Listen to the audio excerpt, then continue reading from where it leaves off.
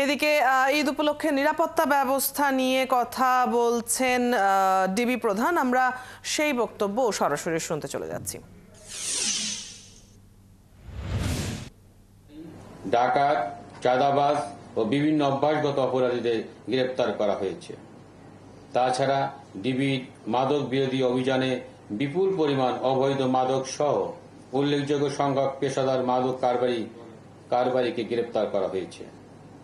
ছোট বড় যে কোনো অপরাধীর ক্ষেত্রে ডিবি জিরো টলারেন্স নিয়ে তার কার্যক্রম অব্যাহত রেখেছে। যে কোনো অপরাধের ক্ষেত্রে ডিবি ইন্টারসেপ্টর বা প্রতিবন্ধক হিসাবে কাজ করবে। ডিবির সকল সদস্যের মনোবল পূর্বের ন্যায় যে কোনো সময় চেয়ে দৃঢ় রয়েছে। নগরবাসীর ভরসার কেন্দ্রবিন্দুতে পৌঁছতে ও অপরাধীদের জন্য মূর্তিমান আতঙ্ক হিসাবে পরিগণিত হতে ডিবির আন্তরিক প্রচেষ্টা অব্যাহত রয়েছে।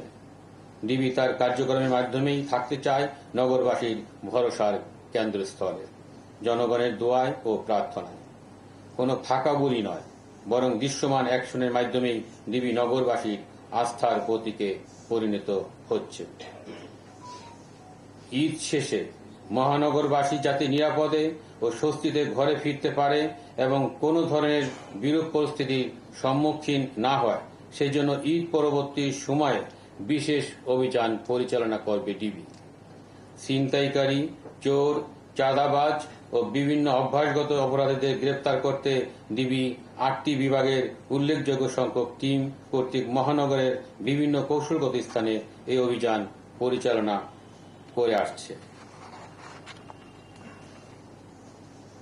আসন্ন ঈদকে সামনে রেখে জাল টাকা তৈরি ও সরবরাহ রোধে ডিবি অত্যন্ত তৎপর রয়েছে।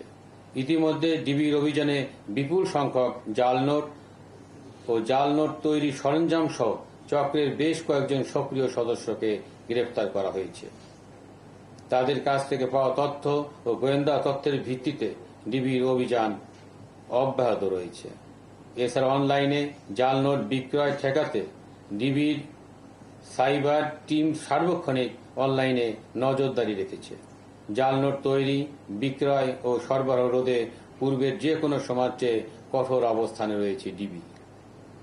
ঈদ উপলক্ষে ডিএমপির ইউনিফর্ম পুলিশ ও ডিবির কার্যক্রমের পাশাপাশি নিরাপত্তা সচেতনতার অংশ হিসাবে বিভিন্ন প্রতিষ্ঠান ও বিভিন্ন বিপণী বিতানের দায়িত্বে নিয়োজিত নিরাপত্তা রক্ষীদের ডিউটি জোরদার করতে হবে এবং যে